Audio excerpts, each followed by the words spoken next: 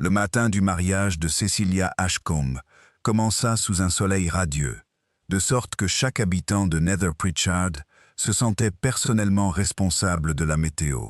C'était un de ces matins de juin où les roses semblaient se pencher avec une fierté ostentatoire par-dessus les murs des chaumières, où les abeilles butinaient nonchalamment la lavande, et où même la vieille cloche de l'église Saint-Étheldreda semblait sonner d'une note plus légère et plus joyeuse. À 10 heures, la moitié du village avait déjà trouvé un prétexte pour franchir la porte du cimetière, bien que le mariage ne devint commencer qu'à midi. « Il n'y a rien de tel qu'un mariage », déclara Madame Bunting devant l'épicerie, un paquet de jambon sous le bras et des ragots sous l'autre. Surtout quand la mariée est riche et le marié charmant. Ça alimente les conversations pendant des semaines. Miss Jane Marple, venue chercher un petit paquet de thé et une boîte de biscuits pour son hôtesse, sourit doucement. Et parfois, dit-elle, pendant bien plus longtemps que cela. Madame Bunting rit, sans bien comprendre pourquoi cette remarque la mettait légèrement mal à l'aise. Miss Marple séjournait à Rosebank Cottage, chez son amie de longue date, Madame Elspeth Dane, qui souffrait depuis peu d'une cheville fragile et d'une curiosité malsaine pour les affaires d'autrui. L'invitation au mariage de Cecilia Ashcombe incluait donc Miss Marple presque par pure courtoisie, car elle avait connu la grand-mère de Cecilia, une femme déterminée, passionnée de fleurs d'église et adepte du chantage affectif. Cecilia avait 26 ans, une jolie fille au teint pâle et aux traits fins, héritière de la maison Ashcombe, à la lisière du village. Ashcombe House n'était pas assez imposante pour être qualifiée de manoir, bien que ses propriétaires s'en soient toujours comportés comme s'ils l'étaient. Elle se dressait derrière des grilles en fer, entourée de haies d'ifs taillées en forme sombre, et d'un bassin aux nénuphars dont il était interdit aux enfants de s'approcher. Depuis la mort de son père, 2 ans auparavant, Cecilia y vivait avec sa belle-mère, Madame Lavinia Ashcombe, une femme d'une élégante tristesse, toujours vêtue de gants noirs de grande valeur. Le marié, M. Edward Vale, était arrivé à Nether Pritchard 6 mois auparavant et s'était aussitôt rendu utile à tous. Il avait aidé le vicaire à réparer une armoire cassée, conseillé l'Institut des femmes sur un compte de charité, dansé avec grâce lors de l'assemblée de printemps et savait parfaitement quand écouter avec compassion et quand rire. De tels hommes sont toujours appréciés rapidement dans les villages, même s'ils n'inspirent pas toujours confiance aux anciens. Miss Marple l'avait observé la veille après-midi lors du thé de répétition, où il s'était tenu sous le cèdre d'Ashcombe House, souriant à Cecilia, comme s'il n'y avait personne d'autre au monde. Un jeune homme charmant, avait-elle pensé. Et puis, après une pause, peut-être un peu trop soucieux de son charme. À 11h30 le jour du mariage, l'église Saint-Étheldreda était emplie de fleurs, de chaleur, de parfums et d'une atmosphère d'attente. Des rubans blancs flottaient le long des bancs. L'organiste jouait de douces mélodies, tandis que l'assemblée chuchotait derrière ses gants et ses recueils de cantiques. Miss Marple était assise 3 rangs devant, à côté de Madame Dane, dont la cheville reposait discrètement sur un pouf. « Voilà Madame Ashcombe », murmura Madame Dane. « Regardez son visage, une dignité tragique. Elle joue très bien ce rôle. » Lavinia Ashcombe entra lentement, vêtue de soie grise argentée, le visage impassible mais tendu. Derrière elle arrivait M. Lionel Ashcombe, le cousin de Cecilia, un jeune homme maigre aux mains agitées, et à la fâcheuse habitude de cligner des yeux avant même de répondre à la plus simple des questions. Il s'attendait, chacun le savait, à hériter davantage du domaine des Ashcombe. Dans les villages, on n'oublie pas les déceptions de ce genre. On les conserve précieusement, comme de la confiture. Près des stalles du chœur était assise Mademoiselle Felicity Warren, demoiselle d'honneur et amie d'enfance de Cecilia. Sa robe jaune ne lui allait pas du tout, et elle le savait. Elle ne cessait de toucher son collier de perles et de regarder vers la porte de l'église avec une expression qui n'était pas vraiment celle du bonheur. Le marié se tenait près de l'autel avec son témoin, le capitaine Hugh Renshaw, un homme au visage buriné et à l'allure massive, qui avait été fiancé à Cecilia avant de partir à l'étranger et de revenir trop tard. Edward Vail paraissait calme, beau et légèrement pâle. À 10 minutes moins 10, le vicaire, le révérend Monsieur Partridge, se pencha vers lui et dit quelque chose. Edward sourit. Son sourire n'atteignit pas ses yeux. Miss Marple le remarqua. Elle remarqua également que le bouquet de la mariée, déjà déposé dans la sacristie, avait été apporté par la servante d'Ashcombe, Doris Pike, qui semblait avoir pleuré. La jeune fille se glissa ensuite sur un banc au fond de l'église et resta assise, la tête baissée. « La pauvre !» murmura Madame Dane. « Le trac, je suppose. »« C'est possible, » dit Miss Marple. À midi pile, l'orgue changea. Tout le monde se retourna. Il y eut un silence haletant. Mais aucune mariée ne se présenta. La musique continua vaillamment pendant quelques mesures, puis s'interrompit, se reprit et reprit de plus belle. L'assemblée sourit d'abord avec un amusement indulgent. Les mariés étaient souvent en retard. C'était presque une tradition. Quelqu'un au fond de la salle laissa échapper un petit rire. 1 minute passa, puis une autre. Le vicaire regarda vers la porte de l'église. Edward Vail se tourna lui aussi, la mâchoire crispée. Madame Ashcombe restait parfaitement immobile, mais ses doigts gantés se refermaient fermement sur son livre de prière.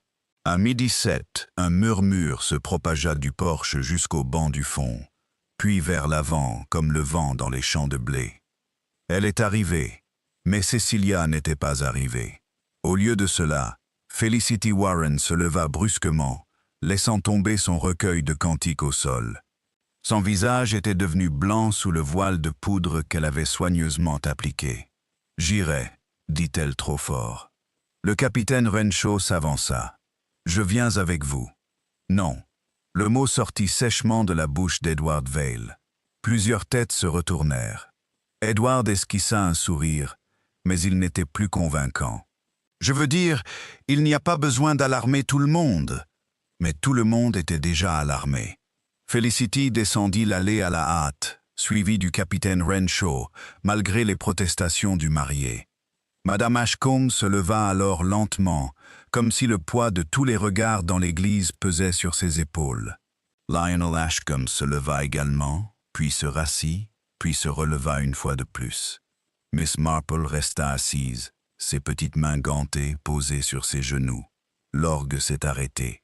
Dans le silence soudain, un rouge-gorge se mit à chanter dehors, par la fenêtre ouverte, d'une voix brillante et d'une gaieté absurde. 5 minutes plus tard, Felicity Warren a hurlé. Ce n'était pas le cri d'une femme dont la fiancée avait été retardée par le stress. C'était un cri perçant, rauque et tout à fait indubitable. L'église se vida dans un tumulte confus. Madame Dane s'accrocha au bras de Miss Marple. « Jane, que s'est-il passé ?»« Je pense, » dit doucement Miss Marple, « qu'il vaut mieux ne pas se presser. Les gens qui se pressent ratent souvent des choses. » Ils sortirent dans le cimetière derrière les autres. La clarté estivale sembla soudain indécente. Les invités se tenaient en petits groupes près du porche, parlant les uns après les autres. Un enfant s'était mis à pleurer. Le vicaire était pâle. Le capitaine Renshaw parlait à voix basse à Edward Vail, dont le visage s'était durci, prenant une expression froide et étrange. Près du sentier latéral, qui menait de la porte de la sacristie au vieux if, Felicity Warren tremblait. À ses pieds gisait le bouquet de mariée de Cecilia. Des roses blanches jonchaient l'herbe. Un ruban, arraché, traînait dans la terre humide. À côté, gisait une simple chaussure de satin. Il n'y avait aucune trace de Cecilia. Miss Marple s'approcha un peu plus, si lentement que personne ne songea à l'arrêter. Elle ne se contenta pas d'observer la chaussure et les fleurs, comme tout le monde, mais s'attarda aussi sur les petits détails ordinaires qui l'entouraient. La fougère écrasée près du chemin, la tache de pollen jaune sur la marche de la sacristie, la petite flaque de boue où quelqu'un s'était attardé. Madame Ashcombe atteignit le bouquet et se balança. « Ma fille, dit-elle d'une voix faible. Où est ma fille ?» Personne n'a répondu. Doris Pike, la femme de chambre, se mit à sangloter en arrière-plan. Lionel Ashcombe fixait la chaussure comme si elle l'accusait personnellement. Le capitaine Renshaw regarda vers les ifs, la main crispée sur son flanc. Edward Vail se pencha et ramassa le ruban déchiré. « Quel drame !» dit-il d'une voix qui tentait d'être amère sans y parvenir. Cecilia a toujours eu le goût du spectacle. Miss Marple lui jeta un coup d'œil. C'était une bêtise. Pire encore, c'était révélateur, comme le sont souvent les remarques imprudentes, qui s'échappent avant même d'avoir pu les peser. L'épouse du vicaire, Madame Partridge, se fraya un chemin à travers la foule, essoufflée. « Il faut appeler la police immédiatement. »« Oui, » répondit Miss Marple d'un ton doux. « Ce serait judicieux. » Edward se tourna vers elle, semblant la remarquer pour la première fois. « Tu crois qu'il lui est arrivé quelque chose ?» Miss Marple baissa les yeux sur le bouquet abîmé. « Je pense, dit-elle, que mademoiselle Ashcombe n'a pas laissé tomber ses fleurs parce qu'elle a changé d'avis. » Un murmure parcourut les invités. On entendit le bruit d'une voiture qui démarrait, quelque part au-delà du mur du cimetière. Plusieurs personnes se retournèrent, mais la ruelle était cachée par les arbres. Lorsque le capitaine Renshaw arriva en courant au portail, le bruit s'était déjà estompé. Alors Madame Ashcombe poussa un cri. Pas un cri, pas vraiment du chagrin, mais quelque chose de plus aigu, de la peur, de la reconnaissance, ou peut-être les deux. Elle fixait la porte de la sacristie. Un petit carré de papier plié était épinglé aux chaînes sombres par une épingle à chapeau en argent. Le vicaire la retira d'une main tremblante. « Elle est adressée à Monsieur Val, » dit-il. Edward le lui prit. Un instant, il ne l'ouvrit pas. Tout le village sembla retenir son souffle. Finalement, il déplia le papier. Son visage changea. « Qu'est-ce que ça dit ?» chuchota Felicity. Edward leva lentement les yeux, et à cet instant, son charme avait complètement disparu. « Il est écrit, » répondit-il. « Demandez-lui pourquoi je n'ai pas pu dire oui. » Personne n'a parlé. Miss Marple, se tenant tranquillement à l'écart de la foule, regarda tour à tour Edward Vail, Madame Ashcombe, puis la femme de chambre en larmes, l'ancien fiancé en colère, la demoiselle d'honneur effrayée, et le cousin qui avait commencé à frotter silencieusement la boue collée à sa chaussure. Son expression restait douce et presque absente. Mais ses yeux étaient très brillants. Le mot sembla changer l'atmosphère de la matinée. Un instant auparavant, Nether Pritchard était en pleine effervescence pour un mariage. À présent, le quartier se dressait sous le même ciel bleu, soudain conscient que chaque sourire, chaque objection murmurée, chaque vieille rancune pouvait être exhumée et examinée. Edward Vail tenait le papier entre deux doigts, comme s'il avait été contaminé. « C'est une plaisanterie cruelle », a-t-il déclaré. Personne ne lui répondit aussitôt. Même ceux qui voulaient y croire avaient du mal à prononcer les mots. La chaussure de satin gisant dans l'herbe avait quelque chose d'effroyablement simple. Une plaisanterie exigeait un public et des rires. Il n'y avait ni l'un ni l'autre. Le révérend Monsieur Partridge reprit ses esprits le premier. « Nous devons entrer. Madame Ashcombe, s'il vous plaît. »« Je peux parfaitement me tenir debout, » a déclaré Lavinia Ashcombe, bien que ses lèvres fussent presque pâles. « Ma belle-fille a disparu. Je préférerais qu'on la recherche plutôt que de murmurer. » Cette remarque piquée au vif incita plusieurs messieurs à se mettre en mouvement. Le capitaine Renshaw les organisa avec l'efficacité brutale d'un homme habitué à donner des ordres dans des circonstances plus difficiles. 2 hommes furent envoyés vers le chemin, 2 autres à travers le cimetière et dans le pré au-delà. Lionel Ashcombe proposa de les accompagner, puis sembla se raviser lorsque le capitaine Renshaw jeta un coup d'œil à ses chaussures. « Vous avez déjà pataugé dans la boue, » dit le capitaine. Lionel rugit. « J'ai traversé le chemin de traverse tout à l'heure. Il n'y a rien d'illégal à ça. »« Plutôt ?» demanda Miss Marple d'un ton aimable. Il se retourna. « Avant l'office, J'étais en retard. Je suis passé par la sacristie. Quelle malchance, murmura Miss Marple. C'était dit si doucement que Lionel ne sut pas s'il devait s'en offusquer. Il cligna des yeux, puis suivit les autres en haussant nerveusement les épaules. Dans la sacristie, la petite pièce conservait encore tous les préparatifs absurdes du bonheur. Les gants de Cecilia étaient posés sur une chaise. Un miroir était appuyé contre une étagère de recueil de cantiques. Sur la table, un verre d'eau à moitié plein et, à côté, un petit flacon de parfum en argent.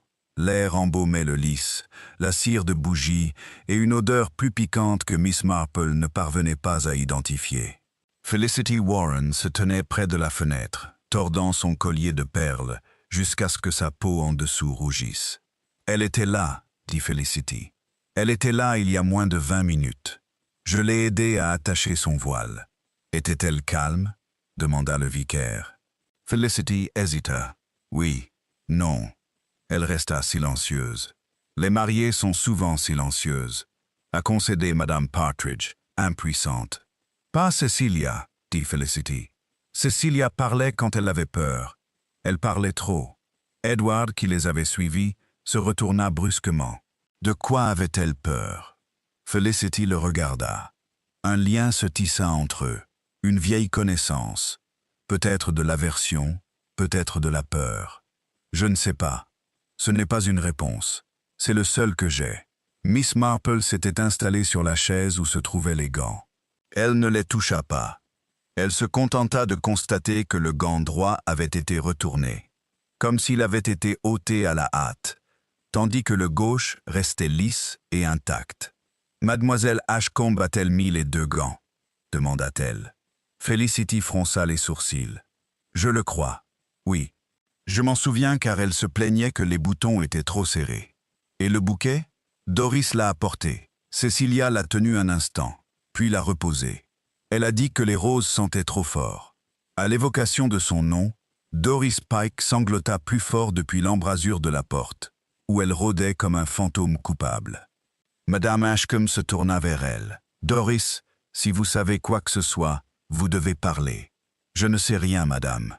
C'est rarement tout à fait vrai, » dit gentiment Miss Marple. « On sait presque toujours quelque chose, même si on n'en a pas perçu l'importance. » Doris s'essuya les yeux avec son tablier. « Mademoiselle Cecilia m'a demandé si le portail latéral était ouvert. »« La porte latérale, » répéta Edward. « Le petit jardin près des ifs, monsieur. Je l'ai dit parce que monsieur Lionel y était passé. » Lionel, rappelé par son nom, apparut sur le seuil de la sacristie. « Cela ne prouve rien. Tout le monde utilise cette porte. »« Cecilia a posé la question ?» demanda lentement Felicity. « Pourquoi ?» Doris secoua la tête. Elle a regardé par la fenêtre ensuite, comme si elle attendait quelqu'un. Le silence qui suivit était plus dangereux que la parole. Madame Ashcombe s'assit enfin. « C'est monstrueux. » Miss Marple regarda vers la petite fenêtre de la sacristie. De là, on pouvait voir le chemin, les ifs, et au-delà, la ruelle ombragée. Quiconque attendait dehors aurait été caché aux yeux de l'assemblée, mais visible pour une mariée restée seule. À ce moment précis, un agent arriva du poste de police du village, le visage rouge d'effort à vélo, et impressionné par l'honneur des personnes présentes. Il prit les choses en main avec un sérieux exemplaire et un manque d'imagination flagrant. On releva les noms. Le billet fut enveloppé dans un mouchoir.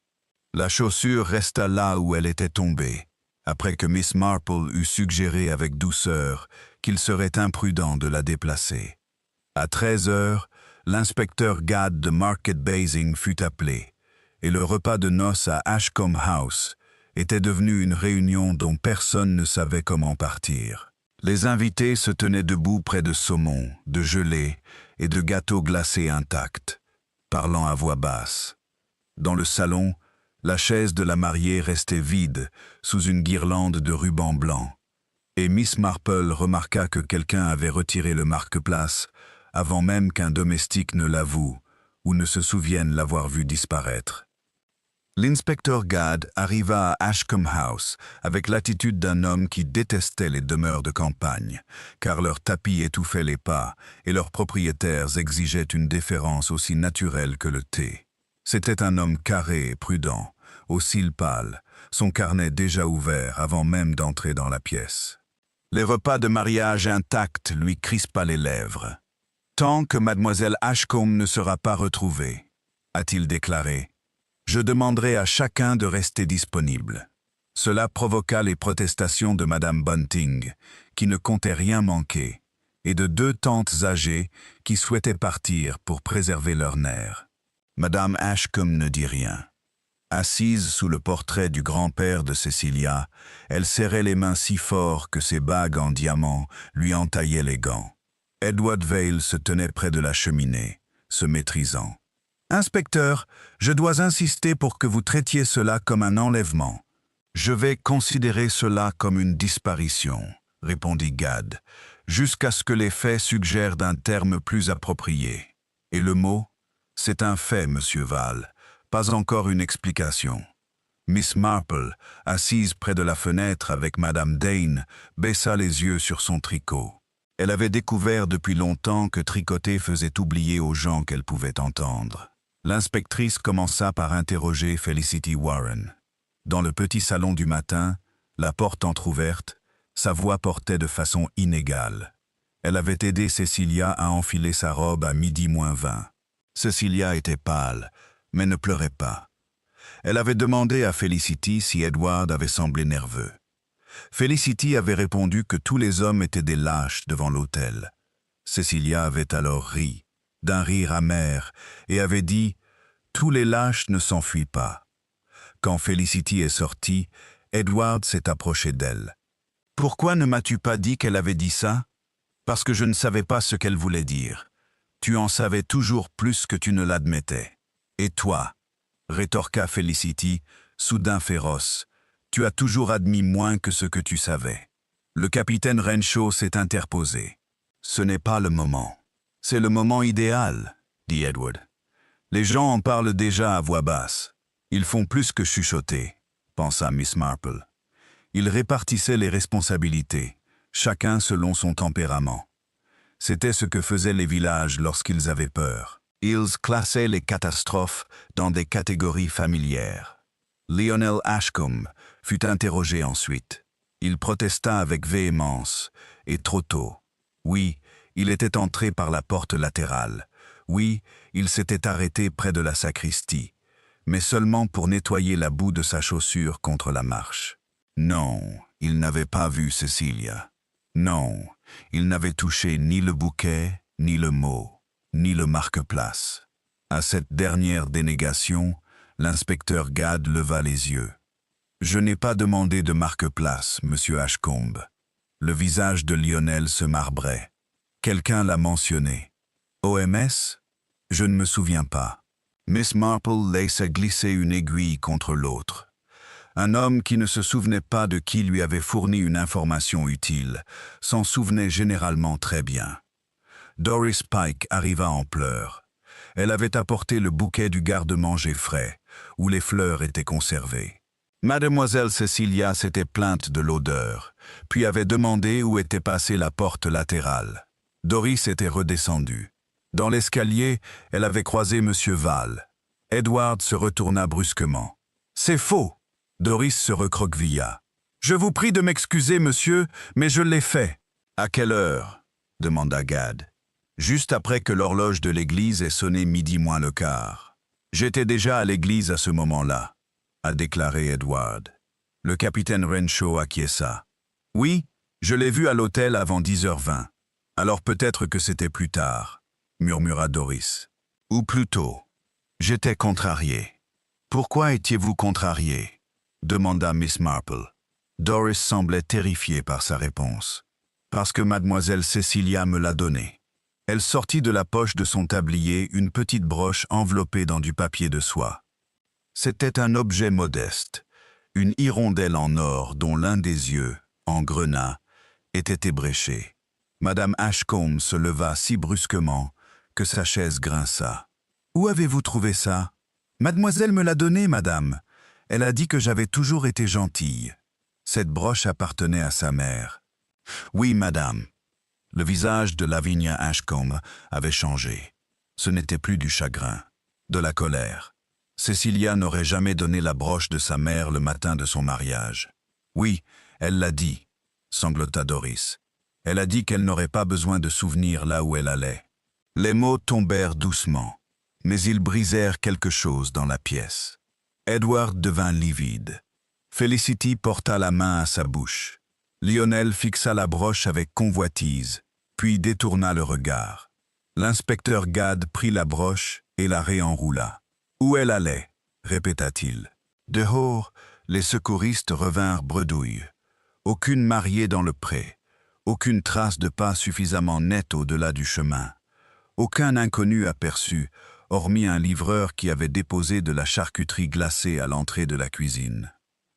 La voiture entendue près de l'église restait introuvable.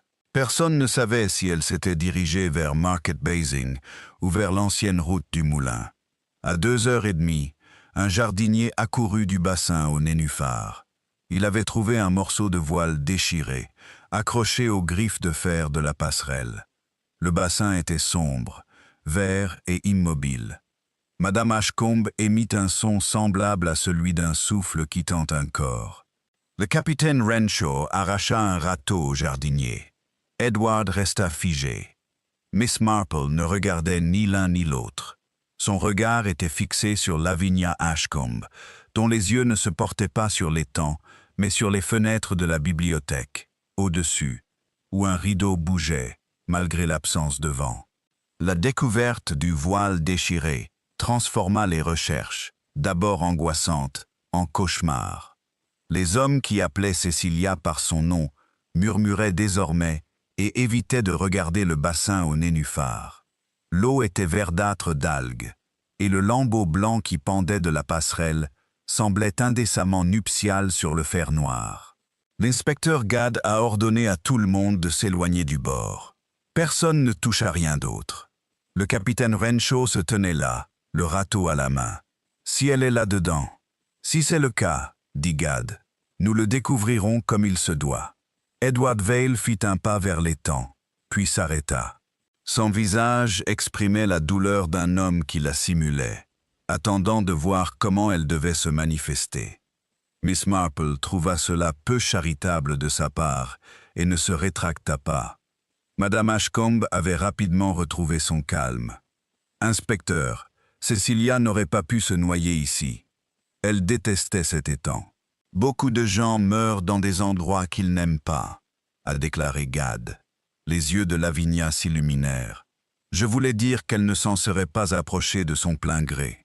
Miss Marple, debout près de l'if, regarda de nouveau vers les fenêtres de la bibliothèque. Le rideau qui avait bougé était maintenant immobile. Pourtant, la maison était pleine à craquer. Un rideau pouvait bouger pour bien des raisons. Simplement, avait-elle constaté, les êtres humains regardaient souvent d'abord, non pas là où se trouvait le danger, mais là où leur propre peur avait pris naissance. Un agent de police dragoua l'étang pendant une demi-heure. Il remonta des algues, un fer à cheval rouillé, 2 pots de fleurs fêlées et un vieux cerceau d'enfant. Personne ne fit surface. Le soulagement qui suivit fut réel, mais empreint d'inquiétude. L'absence n'était pas synonyme de sécurité. Elle engendrait une terreur plus profonde. On examina le voile déchiré. Félicité, tremblante mais obstinée, l'identifia comme celui de Cecilia. Je l'avais attaché moi-même. Il y avait une petite déchirure près du peigne, et je lui avais dit que personne ne le remarquerait. Avait-elle l'air de vouloir s'enfuir ? Demanda Gad. Felicity laissa échapper un petit rire amer. Cecilia n'a jamais fui. Elle a fait en sorte que les autres déménagent. Edward se retourna. C'est cruel de dire ça. C'est vrai. Miss Marple les regarda tour à tour. Il existe des amitiés, songea-t-elle, qui survivent à l'affection, mais pas à l'envie. L'inspecteur insista ensuite pour voir la chambre de Cecilia. Madame Ashcombe protesta, affirmant que la pièce n'avait rien à voir avec une disparition survenue à l'église, mais Gad resta inflexible. Ils montèrent l'escalier, passant devant des portraits des Ashcombe, pâles et visiblement désapprobateurs envers les policiers, les vieilles dames et les troubles émotionnels. La chambre de Cecilia semblait n'avoir été occupée qu'un instant. Un peignoir était posé sur le lit. Sur la coiffeuse se trouvaient des épingles à cheveux, de la poudre, un livre de prière et une petite photo encadrée, face cachée. Gad la souleva. On y voyait Cecilia et le jeune capitaine Renshaw, riant près d'un filet de tennis. Le capitaine, appelé pour l'identifier, parut bouleversé. « C'était il y a des années, 2 ans, dit froidement Madame Ashcombe, avant qu'il ne décide que l'Inde offrait de meilleures perspectives que le mariage. » La mâchoire de Renshaw se crispa. Avant que Cecilia ne décide que l'argent offrait de meilleures perspectives que l'attente. Edward, depuis l'embrasure de la porte, dit doucement « C'est touchant ». Miss Marple s'était dirigée, apparemment sans but précis, vers l'armoire. La robe de mariée avait bien sûr été portée à l'église, mais un tailleur de voyage en lin bleu était suspendu à un crochet intérieur, avec un chapeau soigneusement épinglé dessus. En dessous se trouvait un petit étui en cuir. « Mademoiselle Ashcombe allait-elle partir après la cérémonie » demanda-t-elle. « En Italie, » dit Edward. « Pour 3 semaines. Uniquement dans ce cas-ci » Il fronça les sourcils. « Il y a des malles en bas. » Miss Marple se pencha sans toucher la valise et constata que les sangles étaient bouclées, mais non verrouillées. À côté, à demi cachée sous l'armoire, se trouvait une enveloppe froissée. Gad la récupéra avec un crayon. Elle était adressée à Cecilia d'une main à la fois audacieuse et pressée.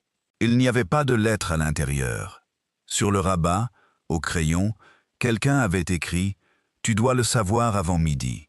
Felicity murmura « Oh, Cecilia, vous reconnaissez l'écriture » demanda Gad. « Non », mais elle avait répondu trop vite. Miss Marple remarqua que Madame Ashcombe l'avait remarqué aussi. La fouille du bureau ne révéla rien d'autre que des factures ordinaires, des listes de mariage et 3 morceaux de papier déchirés dans la corbeille. L'inspecteur en assembla 2. On pouvait y lire « J'ai essayé de vous croire, mais… » Le 3e morceau ne portait qu'un seul mot « mère ». Lavinia Ashcombe porta une main à sa gorge. « C'est intolérable, ma belle-fille a disparu, et vous vous mêlez de futilités sentimentales. » Les sentiments, dit doucement Miss Marple, sont souvent là où les gens rangent leurs couteaux les plus aiguisés. Le silence se fit dans la pièce. Un fracas retentit d'en bas, suivi du cri d'une servante. Tous descendirent en hâte, sauf Miss Marple, qui s'arrêta à la fenêtre du palier. De là, elle aperçut le portail latéral près des ifs. Son loquet brillait encore, la peinture ayant été récemment grattée. Sur le gravier, juste à l'intérieur, gisait quelque chose de minuscule et de rouge. Dans le couloir, Doris Pike avait laissé tomber un plateau et restait plantée là, fixant la porte de la bibliothèque. « Ça a bougé » haleta-t-elle. Derrière le rideau, l'inspecteur Gad passa devant elle et entra dans la bibliothèque. Les invités se regroupèrent derrière lui. La pièce empestait la poussière, le cuir et la fumée de cigares éteints. Une fenêtre était ouverte sur la terrasse. Derrière le rideau gisait un gant de chevreau blanc, taché de rouge brunâtre au bout des doigts. Miss Marple vit Edward Vail regarder le gant, puis Felicity Warren. Et Felicity n'avait pas l'air effrayée, mais coupable. Pendant un bref instant, personne ne bougea. Le gant blanc gisait là où le rideau s'était écarté. Le bout des doigts tachés replié sur lui-même, comme une main qui souhaitait encore cacher ce qu'elle avait touché. L'inspecteur Gad traversa la pièce et se pencha sur le gant. « À qui est ce gant ?»« C'est à Cecilia, » dit Felicity. Sa voix était posée, ce qui rendait sa réponse d'autant plus remarquable. Edward Vail la regarda de nouveau, et cette fois, son regard exprimait l'accusation plutôt que la surprise. « Vous en êtes certain ?» demanda Gad. « Je les ai achetés avec elle. Chez Madame Corinne à Market Basing.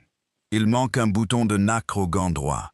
Cecilia était contrariée car, Selon elle, tout ce qui concernait le mariage commençait à se dégrader. Miss Marple se souvenait du gant dans la sacristie, retourné sur la chaise. Le gauche, lisse et intact. Un gant droit manquait. Un bouton était manquant. Une remarque sur des vêtements qui s'effilochaient. De petits détails du quotidien, le genre de choses qu'un meurtrier ne pouvait contrôler car il ne leur accordait aucune importance. Gad souleva le gant avec un cutter. Cette tache pourrait être du sang. Madame Ashcombe s'assit. C'est ici qu'elle a été blessée. Peut-être, dit l'inspecteur. Ou amenée ici, a déclaré le capitaine Renshaw. Edward laissa échapper un petit rire. Apporté par l'église, d'anciens invités, cela me paraît improbable. Il s'est passé beaucoup de choses improbables aujourd'hui, a répondu Renshaw. Miss Marple s'approcha de la fenêtre ouverte. En contrebas s'étendait la terrasse, puis la pente menant à l'étang. La bibliothèque se trouvait à l'arrière de la maison, à l'écart de l'allée, mais près du chemin latéral et du petit portail. Sur le rebord de la fenêtre, une tache de pollen, jaune sur le bois, marquait le sol. « Inspecteur, dit-elle d'un ton doux, puis-je vous demander si le bouquet contenait des lys? »« Non, répondit Felicity. Des roses blanches, du myrte et du stéphanotis. »« Ah, dit Miss Marple. Alors le pollen ne provenait pas du bouquet. » Gad suivit son regard. « Il y a des lys dans l'église. »« Et dans la sacristie, dit Miss Marple. Mais pas, je pense, sur ce rebord de fenêtre par hasard. » Madame Ashcombe plissa les yeux. « Vous insinuez que Cecilia est venue ici après avoir quitté l'église? Je ne suggère rien, chère dame. Je n'aime tout simplement pas perdre une fleur au milieu d'une histoire. » L'inspecteur, qui avait cru Miss Marple inoffensive, la regarda désormais avec une attention réticente. Il ordonna de surveiller la porte de la bibliothèque et interrogea de nouveau les domestiques. Doris Pike affirma qu'elle n'était entrée dans la pièce qu'au moment où le rideau avait bougé. Le majordome, Meakin, déclara que la bibliothèque était fermée depuis la veille au soir, car la fumée du cigare de M. Ashcombe incommodait mademoiselle Cecilia. Un valet de pied se souvenait d'avoir apporté un message téléphonique à 11 heures, mais ne parvenait plus à se rappeler pour qui, tant la salle était en désordre. « Un message téléphonique ?» lança Gad d'un ton sec. « Pourquoi personne n'en a parlé ?» Le valet de pied rougit. « Ce n'était qu'un billet, monsieur. Madame Ashcombe l'a pris. » Lavinia se leva avec une dignité glaciale. « C'était une erreur du traiteur. Ils avaient envoyé les mauvais glaçons. »« Où est le mot ? » ?»« Je l'ai jeté. »« Où ? » ?»« Dans la grille du salon. » On fouilla la grille. Parmi les volutes de cendres, Gad trouva un coin de papier noirci, sur lequel subsistaient 2 mots. « Ne pas se marier. » Edward Vail demanda calmement. « Qui a envoyé ce message ?»« Je te l'ai dit, » répondit Lavinia. « Le traiteur. »« Aucun traiteur n'écrit « ne pas se marier », à moins que le poisson n'ait des opinions bien arrêtées, a déclaré le capitaine Renshaw. Un rire nerveux parcourut la pièce avant de s'éteindre aussitôt. Lionel Ashcombe, qui se tenait près des étagères, commit alors l'erreur fatale de vouloir passer inaperçu. Il fit un pas en avant vers la porte. Gad le vit. « Monsieur Ashcombe, restez où vous êtes. » Lionel déglutit. « Je ne me sens pas bien. Vous pourriez ne pas vous sentir bien ici. » Miss Marple remarqua sa main droite. Il avait mal nettoyé la boue de sa chaussure, mais pas celle qui se trouvait sous ses ongles. La saleté y était sombre et mêlée à une substance fibreuse, peut-être de la mousse provenant du mur près du portail. « Avez-vous envoyé un message téléphonique ce matin ?» demanda Gad. « Non. Saviez-vous que mademoiselle Ashcombe pourrait ne pas épouser monsieur Vail ? Je ne savais rien. »« Beaucoup de gens ne savent rien aujourd'hui, » murmura Miss Marple. « Il y a de plus en plus de monde. » Lionel se tourna vers elle. « Que te mêles-tu de ça ?»« Très peu, » dit-elle. « Sauf que les mariages font ressortir la vérité presque aussi sûrement que les funérailles. » Felicity laissa échapper un petit son. Miss Marple la regarda. « Vous saviez quelque chose de vrai, Miss Warren ?» Le visage de la jeune fille se crispa. Cecilia avait découvert quelque chose à propos d'Edward. La voix d'Edward était menaçante. « Fais attention. J'ai fait attention pendant des mois. » Felicity fit face à l'inspecteur. Il était déjà marié. Les mots résonnèrent dans la pièce plus fort encore que le cri. Madame Ashcombe ferma les yeux. Le capitaine Renshaw fit un pas vers Edward, puis se ravisa. « C'est un mensonge, » dit Edward. « Non, » murmura Felicity. Cecilia a trouvé un certificat. Une femme à Bath. Alice Vale. Le crayon de Gad bougea. Où est ce certificat? Je ne sais pas. Cecilia l'a caché. Le calme d'Edward se brisa un instant, mais Miss Marple le vit. Non pas la peur d'une fausse accusation, mais la fureur d'un bien volé.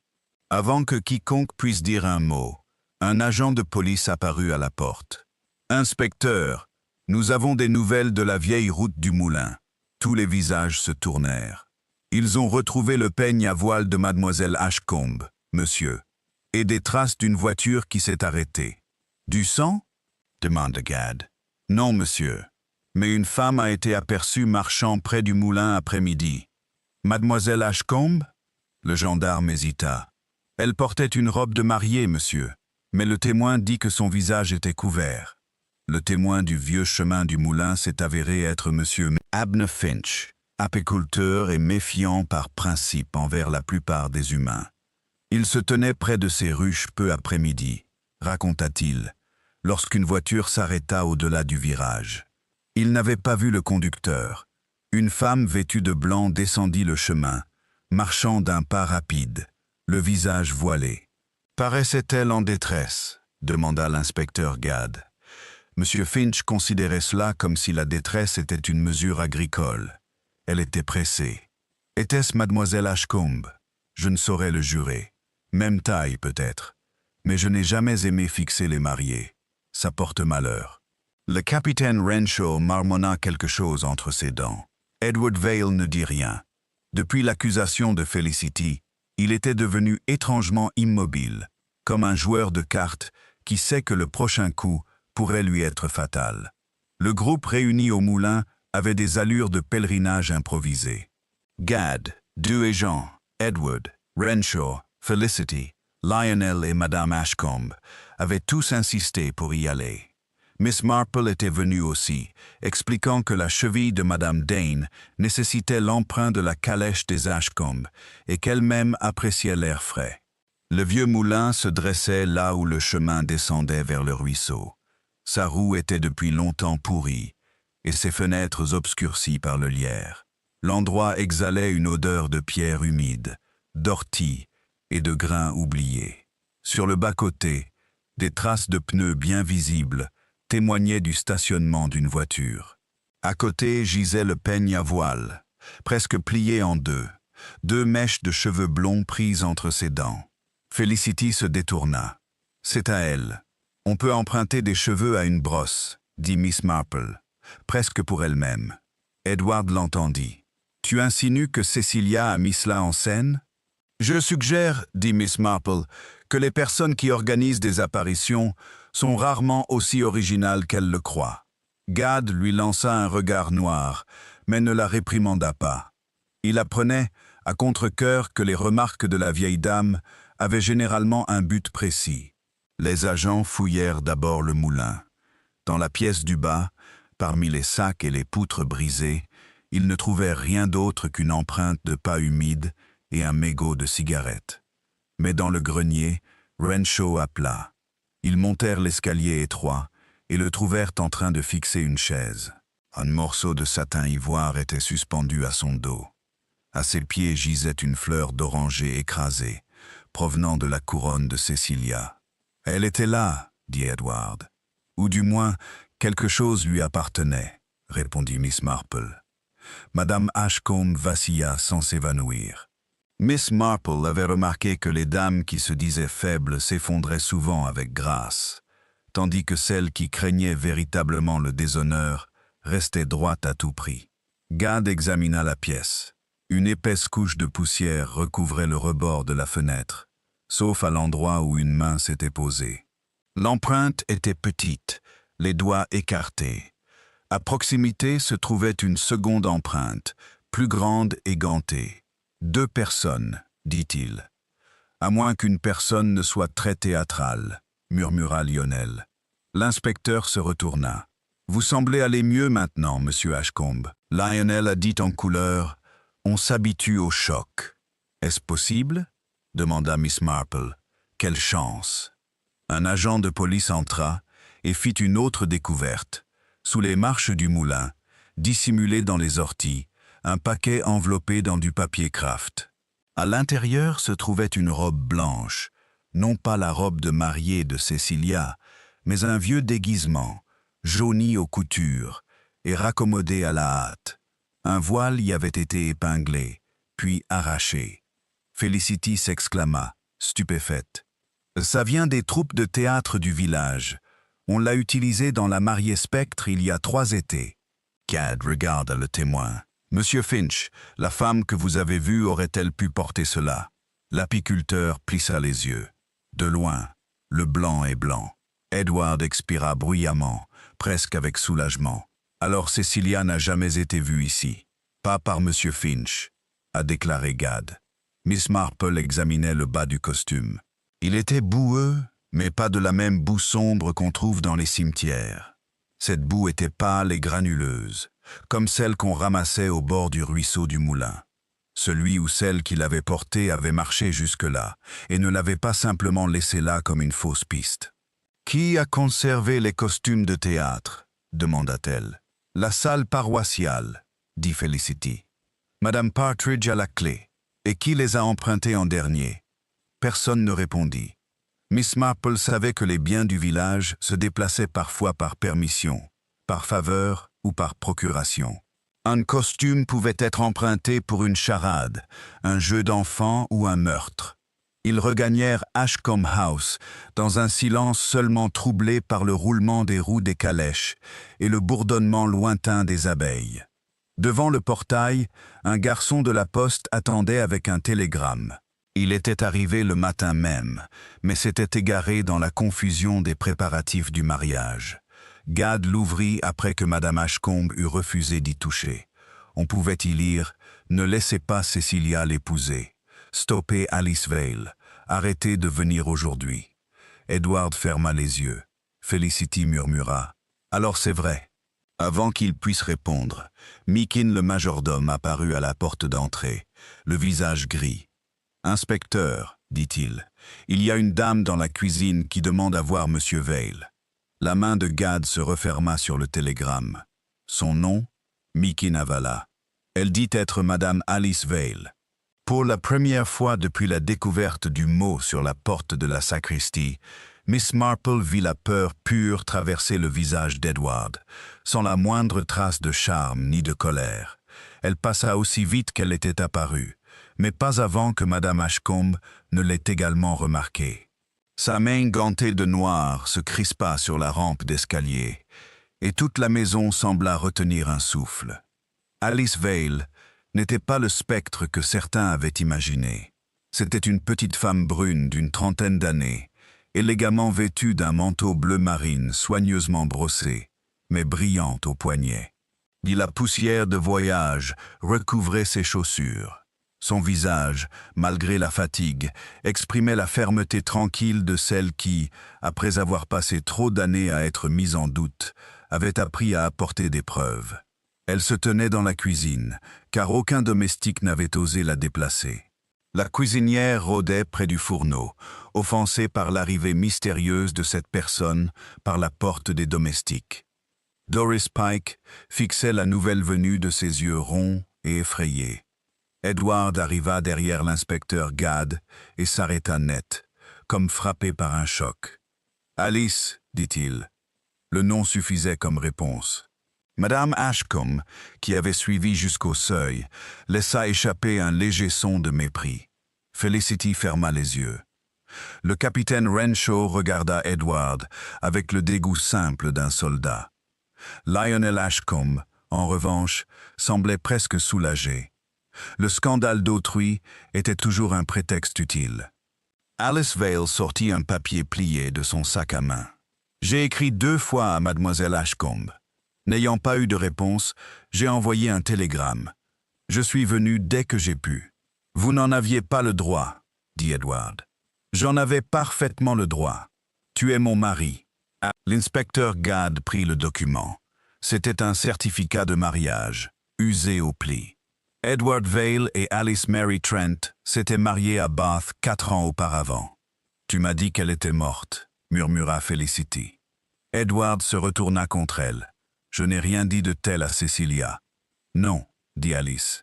Tu as dit aux gens que j'étais partie à l'étranger, ou que j'étais morte, ou que je t'avais piégée, selon l'histoire qui t'arrangeait le mieux.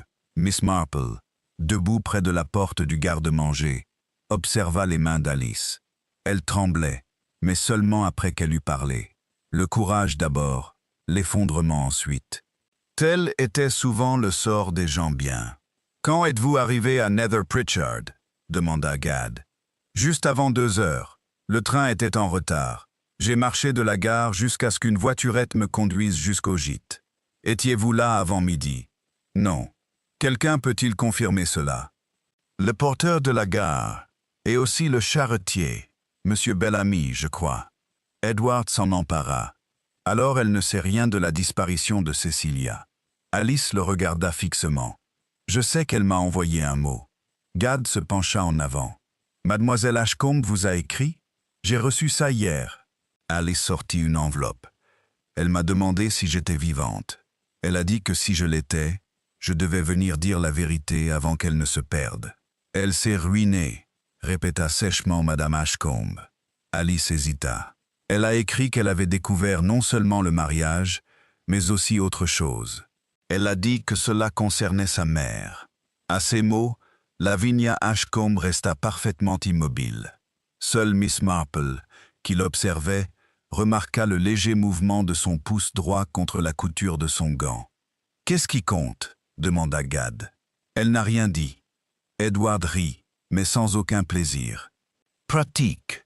Ce n'est pas aussi pratique, dit Miss Marple, qu'une épouse décédée. » La remarque était douce, presque une excuse. Elle a apaisé la salle plus efficacement que la colère du capitaine Renshaw n'aurait pu le faire. Gadd décida de les séparer. Alice fut conduite au salon. Edward resta dans la cuisine, où la présence hostile de Cook ne lui apporta aucun réconfort. L'inspecteur l'interrogea de manière insistante. Edward admit le mariage, nia l'abandon du domicile conjugal et la bigamie, affirmant qu'il avait cru qu'Alice ne reviendrait jamais et qu'il comptait régler l'affaire en privé. C'était une défense absurde, et tout le monde le savait.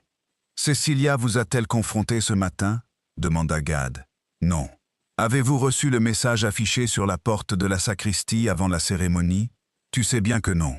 Êtes-vous monté à l'étage à Ashcombe House à midi moins le quart? » Non. Doris, toujours en larmes, murmura qu'elle avait aperçu quelqu'un comme lui dans l'escalier. Edward la traita d'hystérique. Miss Marple pensa aux jeunes filles de la campagne, brisées par la certitude des messieurs, et se sentit, un instant, bien moins douce. La maison fut de nouveau perquisitionnée, cette fois avec une détermination exacerbée par le scandale. Dans la coiffeuse de Cecilia, sous une doublure de soie bleue, l'inspecteur Gadd découvrit une clé étroite, un brin de lavande séché et un second morceau de papier. Celui-ci ne portait que des chiffres, 17, 4, 12. Une combinaison, suggéra Lionel trop rapidement. Madame Ashcombe n'a rien dit. Miss Marple regarda les chiffres, puis le portrait de la mère de Cecilia accroché au mur. Une femme blonde au teint pâle et au regard inquiet. Sous le portrait, une petite plaque de laiton portait l'inscription « Honoria Ashcombe, 1900 forte, 1900 fartetruy. 17, 4, 12. » Des dates, peut-être, ou des lettres, ou quelqu'un qui essaye maladroitement de se souvenir d'une suite de chiffres. Un cri retentit dans le hall avant que quiconque puisse formuler d'autres hypothèses. Le carton de placement manquant sur la chaise de la mariée avait été retrouvé glissé dans le chapeau d'Edward Vail. Un simple trait noir barrait le nom de Cecilia. Edward le fixa du regard. « Je n'ai jamais vu ça auparavant. »« Non, » répondit doucement Miss Marple. « Mais quelqu'un tenait absolument à nous faire croire le contraire. » L'inspecteur Gadd se tourna vers elle. « Pourquoi dites-vous cela ?»« Parce que, » répondit Miss Marple, ne regardant pas Edward mais l'escalier où Lavinia Ashcombe se tenait pâle et raide. « C'est un endroit tellement évident pour cacher quelque chose destiné à être découvert. » Et d'après l'expérience de Miss Marple, les évidences étaient généralement semées comme des miettes de pain par ceux qui craignaient que le chemin le plus tranquille ne soit suivi avec trop de prudence de nos jours. L'inspecteur Gadd n'apprécia pas la remarque de Miss Marple. Elle fit que tous les regards se tournèrent vers lui, non pas avec attente, mais avec doute. Et les policiers sont aussi sensibles au doute que les acteurs le sont à l'atout. L'hypothèse de preuve fabriquée est sérieuse, a-t-il déclaré. « Oh, tout à fait, » approuva Miss Marple. « Et c'est généralement le fait de quelqu'un qui imagine les autres moins intelligents qu'il est. J'ai remarqué que c'est fréquent chez les personnes brillantes. » Edward Vail se remit suffisamment à lui pour s'indigner. « Je vous remercie de votre confiance, madame, mais je préférerais ne pas être défendu comme un imbécile. » « La folie et la culpabilité ne sont pas la même chose, » dit-elle, et elle reprit son tricot. Le carton de placement fut mis sous scellé. Le chapeau fut examiné. Aucune trace d'encre ne tachait les doigts d'Edward. Aucun domestique ne se souvenait avoir vu qui que ce soit près de l'hôtel, mais cela ne prouvait pas grand-chose. Pendant la confusion liée à la disparition de la mariée, la salle avait été aussi animée qu'un quai de gare. L'inspecteur Gadd revint aux chiffres trouvés dans le tiroir de Cecilia. 17, 4, 12. Il interrogea tout le monde. Felicity pensa qu'il pouvait faire référence à une page du journal intime de Cecilia, mais aucun journal ne fut retrouvé. Lionel suggéra des actions ou des obligations, puis garda le silence lorsqu'on lui demanda pourquoi il avait pensé à l'argent en premier. Alice Vail n'en savait rien.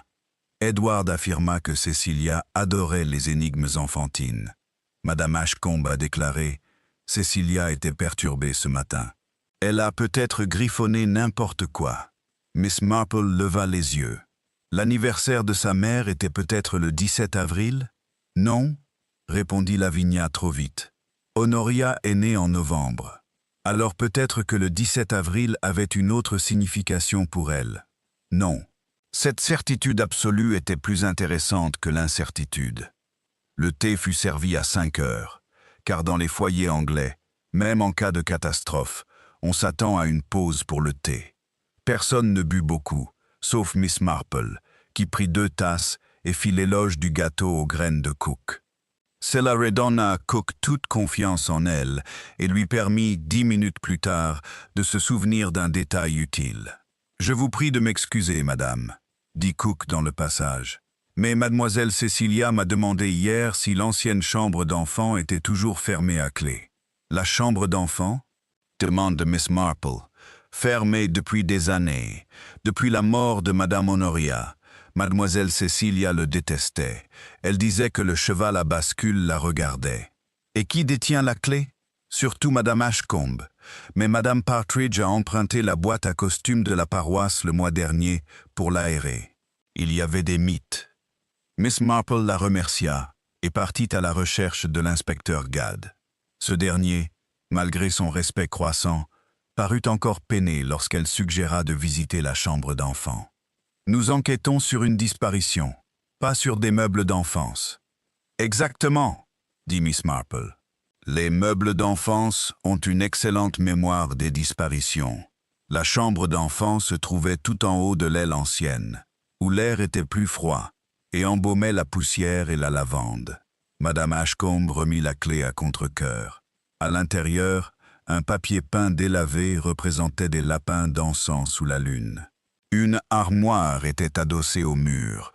Elle contenait des jouets, des livres abîmés et, sur l'étagère du bas, la boîte à costumes de la paroisse. Gadd souleva le couvercle. Plusieurs vêtements étaient pliés à l'intérieur. Des jupes de bergère, une cape romaine, un col de marin. Il y avait un emplacement vide à la place du costume de la mariée spectre.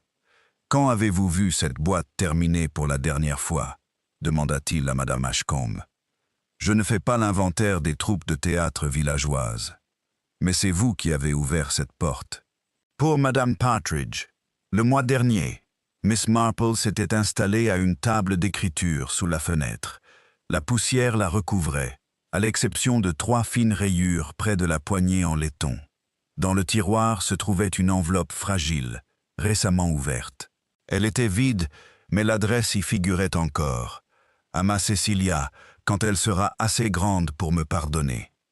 Felicity, qui les avait suivis malgré les interdictions, poussa un cri.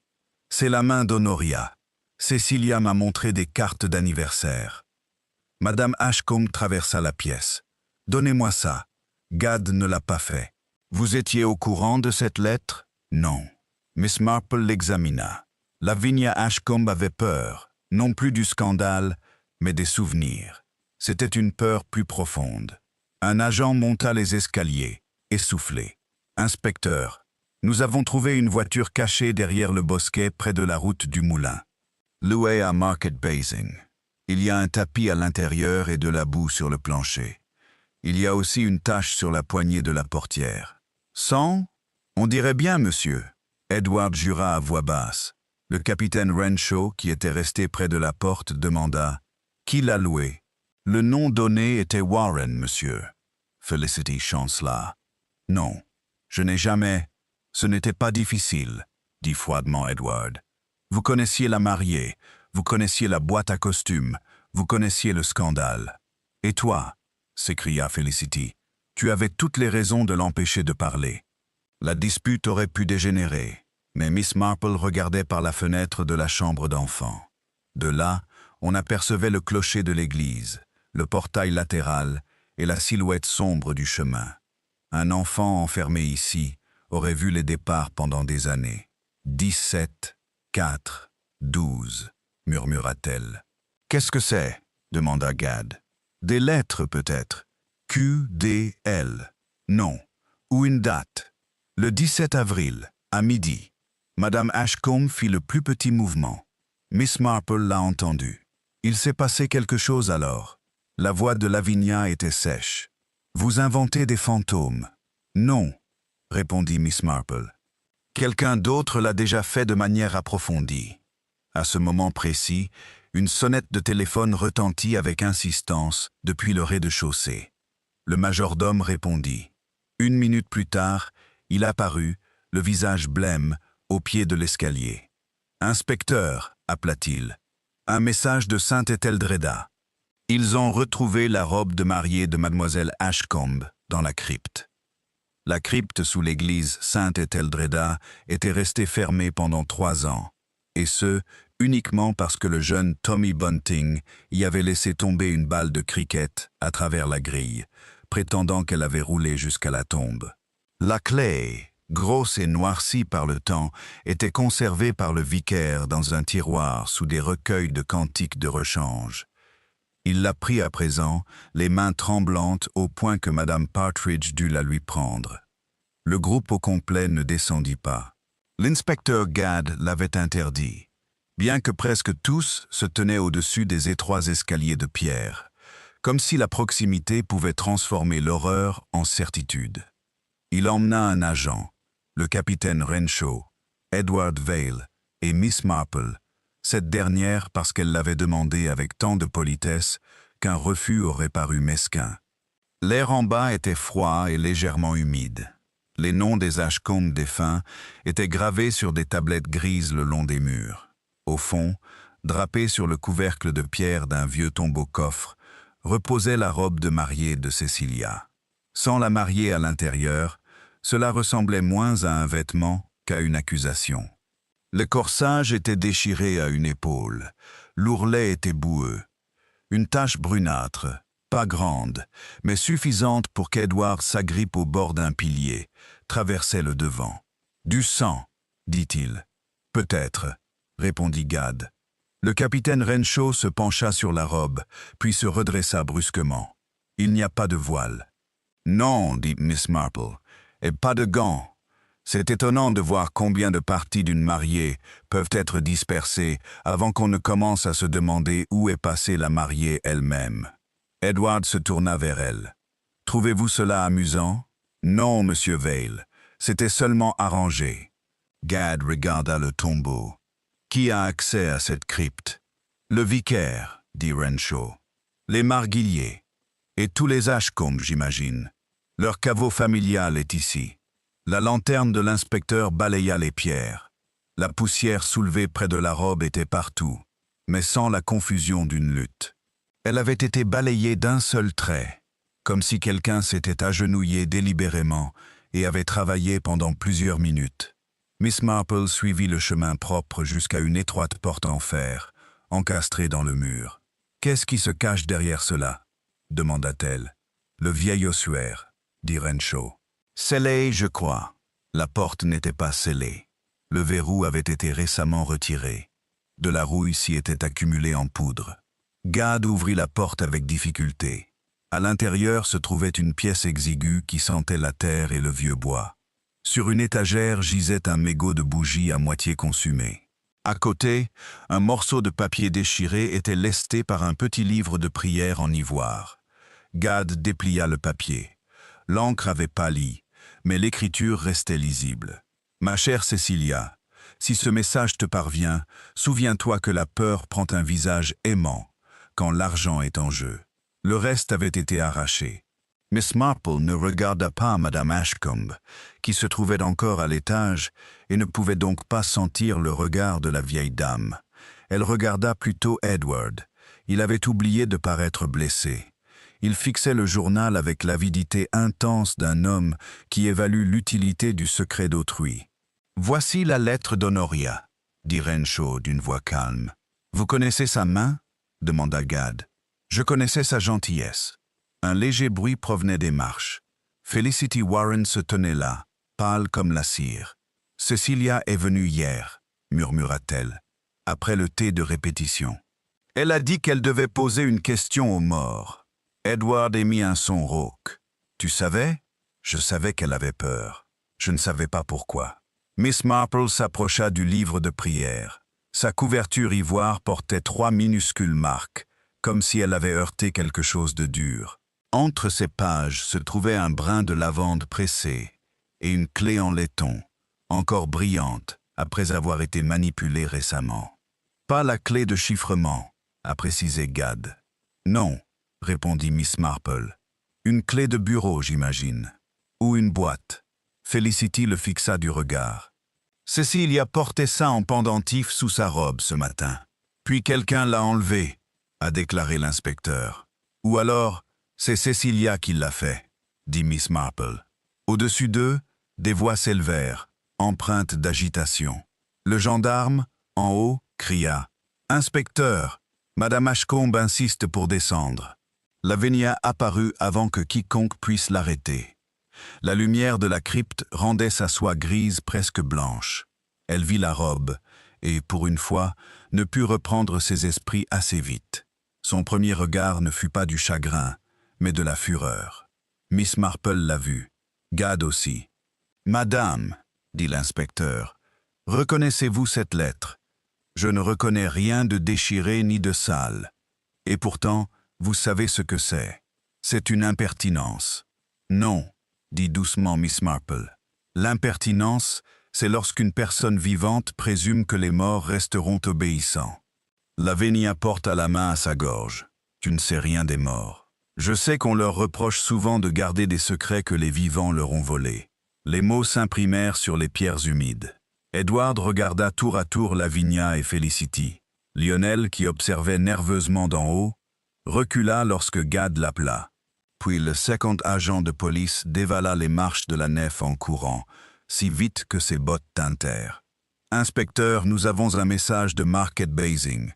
La voiture de location a été prise par une femme portant des gants gris. » Tous les regards se tournèrent vers les mains de Lavinia. Elle retira lentement un gant. En dessous, sur sa paume, se trouvait une coupure fraîche. Et, coincé sous le bord de la plaie, un fil de satin ivoire, déjà noirci par le sang, s'y était emmêlé. Pendant quelques instants, un silence si total régnait dans la crypte que même les flammes des bougies semblaient brûler plus doucement. Lavinia Ashcombe regarda sa main découverte comme si elle appartenait à une autre. La coupure, superficielle mais profonde, sillonnait la chair de la paume, et le fil noirci y était accroché avec l'obstination d'une preuve. L'inspecteur Gadd s'avança. « Comment vous êtes-vous blessée, Madame Ashcombe ?» Elle ferma les doigts. « Sur une épine de rose. »« Dans la crypte ? » ?»« Dans le jardin ce matin. »« Il n'y a pas de rose en ivoire, » a déclaré le capitaine Renshaw. Edward laissa échapper un petit rire, un rire sans chaleur. Cela devient presque théâtral. Miss Marple, qui regardait non pas la main de Lavinia mais son visage, dit doucement « Oui, c'est précisément le problème. Cela a été théâtral depuis le début. » Gadd tourna la lanterne vers elle. « Vous croyez que Madame Ashcombe a mis en scène la disparition de Mademoiselle Ashcombe ? » « Je crois, dit Miss Marple, que quelqu'un a orchestré cette disparition avec beaucoup d'efforts. Reste à savoir si cette personne est la même que celle qui a effrayé Miss Cecilia. » Lavinia se redressa. « Je ne tolérerai pas d'insultes dans une tombe. La plupart des vérités familiales y sont enfouies, » murmura Miss Marple. L'inspecteur enroula le fil de satin, puis ordonna à Madame Ashcombe de monter. Elle obéit, mais en passant devant le tombeau, son regard se porta instinctivement sur la lettre déchirée. C'était un regard de possession, non de surprise. Miss Marple remarqua que Felicity l'avait vu aussi et appuya une main contre le mur. De retour dans l'église, le crépuscule commençait à se refléter sur les vitraux. Les fleurs du mariage semblaient faner dans la lumière déclinante. Les villageois attendaient toujours devant le portail, leur chuchotement montant et descendant comme le murmure des insectes. Nether Pritchard avait déjà tenté de tuer Edward, puis Felicity, puis Alice Vale, et s'apprêtait maintenant à pendre Lavinia Ashcombe avec satisfaction. L'inspecteur Gadd fit venir le vicaire et exigea des explications sur la clé du caveau. M. Partridge déclara qu'elle n'avait pas quitté son tiroir. Madame Partridge, très contrariée, admit l'avoir prêté la veille au soir à Lionel Ashcombe, qui avait dit vouloir déposer des fleurs sur la pierre tombale de son oncle avant le mariage. Lionel, interpellé dans la sacristie, devint livide. C'était un sentiment personnel. « Vous n'étiez pas connu pour exprimer des sentiments privés envers votre oncle », a déclaré Gadd. « Je suis toujours un Ashcombe. Et vous avez rendu la clé ? » ?»« Oui. Quand ? » ?»« Ce matin, avant l'office. » Assise près du prie-dieu, Miss Marple observait ses mains. Elle ne cessait de bouger. Elle tripotait ses menottes, tournait sa chevalière, effleurait sa poche, puis revenait à la bague. Des mains coupables, dirait beaucoup. Pourtant, Miss Marple avait connu des mains innocentes qui s'agitaient et des mains meurtrières qui restaient immobiles comme des pierres. « Avez-vous vu Cecilia ce matin ?» demanda Gadd. « Non. Étiez-vous au courant de la lettre d'Honoria Ashcombe ? Non. Avez-vous loué la voiture ? Non. » Le démenti fut trop rapide, trop véhément, et ne convainquit personne. Pourtant, quand Alice Vale, debout près de la porte, déclara « Le charretier qui m'a amené ici a croisé une femme près du bosquet. » Lionel parut plus perplexe qu'effrayé. « Une femme ?» demanda Gadd. « En gris. J'ai cru que c'était Madame Ashcombe, mais je n'ai vu que son dos. Elle portait quelque chose enveloppé dans du papier brun. Lavinia, depuis le banc où elle était assise, strictement gardée par un agent de police, a déclaré « C'est un mensonge. » Alice rougit. « Je n'ai aucune raison de mentir pour toi. »« Non, » dit doucement Miss Marple, « mais peut-être toutes les raisons de décrire ce que vous vous attendiez à voir. » Alice parut surprise, non pas offensée. Miss Marple lui fit un petit signe de tête rassurant. « C'est très courant, ma chère. Nous finissons tous les contours dans notre tête. » À ce moment précis, Doris Pike apparut à la porte de l'église, essoufflée et les yeux exorbités. « S'il vous plaît, monsieur, ils ont trouvé quelque chose dans la cheminée de la chambre d'enfant. » Il s'agissait d'une boîte métallique noircie par la suie, extraite de derrière une brique descellée. À l'intérieur se trouvait le reste de la lettre d'Honoria, plusieurs documents bancaires et une petite photographie de Lavinia Ashcombe, debout aux côtés d'Edward Vale à Bath, près d'un an avant son arrivée à Nether Pritchard. Edward perdit tout son sang-froid. « Ce n'est rien », Lavinia murmura, « imbécile ». C'était la première chose honnête qu'elle avait dite de toute la journée. Gad les regarda tour à tour. Vous connaissiez donc M. Val avant ses fiançailles avec Cecilia. Lavinia serra les lèvres. Beaucoup de gens connaissent beaucoup de gens. Et saviez-vous qu'il avait une femme? Elle n'a pas répondu. Miss Marple lut la lettre déchirée, tandis que les autres se disputaient.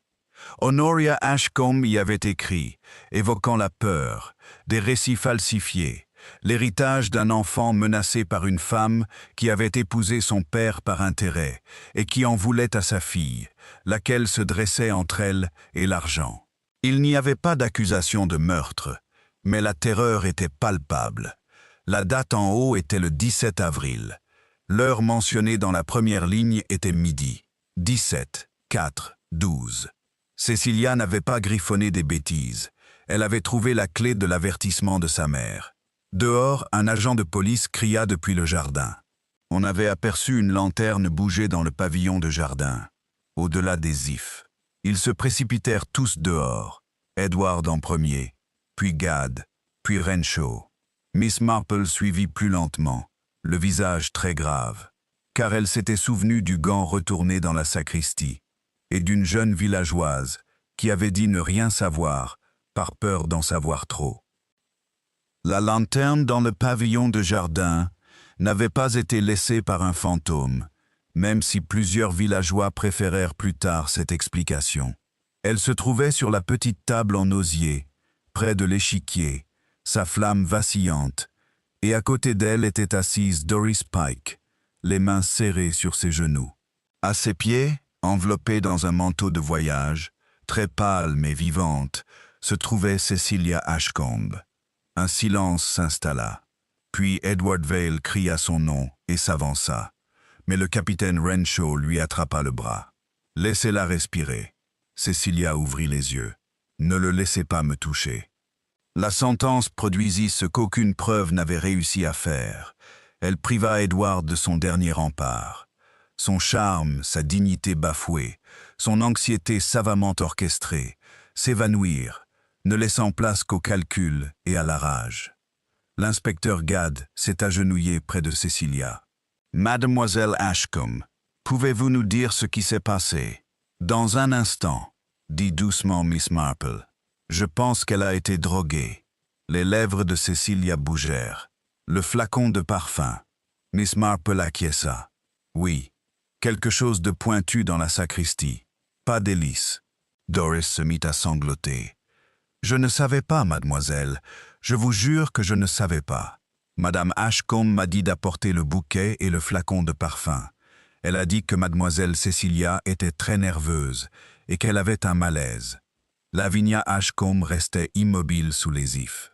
À la lueur de la lanterne, son visage paraissait plus vieux, non pas à cause du chagrin, mais à cause de la perte soudaine de contrôle. « Cette fille ment, a-t-elle dit. »« Non, » répondit Miss Marple. « Elle a peur, ce qui est tout à fait différent. » Gad se leva. « Madame Ashcombe, vous resterez où vous êtes. » Cecilia eut du mal à s'asseoir. Félicité se précipita pour la soutenir. Et pour la première fois de la journée, les deux filles ne ressemblèrent plus à des rivales, mais à des enfants, qui avaient autrefois partagé des secrets sous leur couverture. « J'ai trouvé la lettre de ma mère hier, » murmura Cecilia. Elle savait que Lavinia volait dans le domaine. Elle comptait envoyer les documents à l'avocat de mon père, mais elle est morte avant d'avoir pu le faire. « Un accident, » a déclaré Lavinia. « Non, » répondit Cecilia. « Pas après ce que j'ai découvert. » Le regard de Miss Marple s'adoucit. « La mort de votre mère à midi le 17 avril. Les chiffres que vous avez notés. » Cecilia acquiesça. « Elle est tombée de la fenêtre de la chambre d'enfant. Ils ont dit qu'elle avait le vertige, mais elle avait écrit qu'elle avait peur de rencontrer Lavinia seule. » Gad regarda Lavinia. « Et Monsieur Val ?» Cecilia détourna le regard. « Il le savait. Lui et Lavinia s'étaient connus à Bath. Ils avaient planifié le mariage. Si Edward m'épousait, il pourrait contrôler l'argent. Quand j'ai découvert qu'Alice était vivante, j'avais l'intention de le dénoncer à l'église. Edward dit d'une voix rauque, « C'est absurde. »« Oh non, » dit Miss Marple. « C'est tout simplement méchant, ce qui est rarement synonyme de la même chose. » L'explication ne vint alors pas d'un coup, mais par petits fragments impitoyables. Lavinia avait drogué Cecilia dans la sacristie, avec le flacon de parfum, feignant de la calmer. Edward, s'éclipsant un instant de l'église avant de prendre place à l'autel, l'avait aidé à la transporter par le chemin latéral. Lionel, naïf et avide, avait emprunté la clé du caveau pour Lavinia en échange d'une promesse d'argent, persuadé que Cecilia comptait s'enfuir et déshonorer Edward. Les gants laissés dans la bibliothèque suggéraient des violences au sein de la maison. Lavinia, vêtue d'un costume de fausse mariée, le visage voilé, avait été placée près du chemin du moulin afin de créer un témoin. La voiture de location, le voile déchiré, la robe ensanglantée dans la crypte et le carton-place placé par Edward faisaient partie d'un plan machiavélique, faire croire d'abord à la fuite de Cecilia, puis à son meurtre, tandis que les soupçons se portaient sur tous, sauf sur les 2 personnes qui avaient le plus à gagner de son silence. « Mais pourquoi la laisser en vie ?» demanda Gad. « Parce que la mort n'est pas toujours immédiate et opportune, » dit Miss Marple. « Il faut expliquer la disparition d'un corps. On peut accuser une femme d'être responsable de sa propre disparition. Plus tard, peut-être y aura-t-il eu un accident ou une lettre venue de l'étranger. » Doris pleurait de plus belle. « Je les ai vus l'amener ici. J'ai vu Madame Ashcombe se couper la main avec l'épingle de sa robe. J'ai eu peur. Et donc, dit gentiment Miss Marple, vous avez caché le boîtier de dépêche là où vous saviez que quelqu'un le chercherait si vous donniez le bon petit coup de pouce. » Doris acquiesça. Lavinia fit une dernière tentative pour garder sa dignité. « Vous n'avez aucune preuve que j'ai tué Honoria. »« Non, » répondit Miss Marple. « Les preuves ne sont pas suffisantes pour que je puisse l'affirmer. Mais elles le sont suffisamment pour aujourd'hui, et le passé a la fâcheuse tendance à ressurgir lorsque le présent le secoue. » L'inspecteur Gad ordonna que Lavinia et Edward soient ramenés à la maison sous escorte. Edward laissa échapper un juron, à voix basse. Lavinia ne dit mot. Cecilia les regarda partir, puis se mit à trembler. Le capitaine Renshaw ôta son manteau et le posa sur ses épaules sans autre forme de procès. Elle leva les yeux vers lui, le visage empreint d'une gratitude épuisée. Le lendemain matin, Nether Pritchard était suffisamment remis pour recevoir un choc en toute tranquillité. Madame Bunting confia à tous qu'elle avait soupçonné Edward dès le début, bien qu'elle eût auparavant accusé Felicity, Lionel, Alice et la femme du vicaire. Alice Vale retourna à Bath avec le certificat de mariage, le visage impassible. Lionel découvrit que le déshonneur était un héritage plus cruel que la pauvreté. Cecilia ne s'est pas mariée. Le gâteau de mariage a été envoyé à l'orphelinat de Market Basing, où il a été jugé excellent, bien que plutôt malchanceux. Miss Marple partit 2 jours plus tard, après avoir aidé Madame Dane à choisir une nouvelle chevillère. Arrivée au portail, elle s'arrêta un instant pour contempler Ashcombe House, de nouveau paisible sous le soleil d'été. « Quel joli village !» soupira Madame Dane. « Et pourtant, tant de méchanceté. » Miss Marple sourit tristement. « Ma chère, la méchanceté est souvent la plus belle là où elle a été bien arrosée.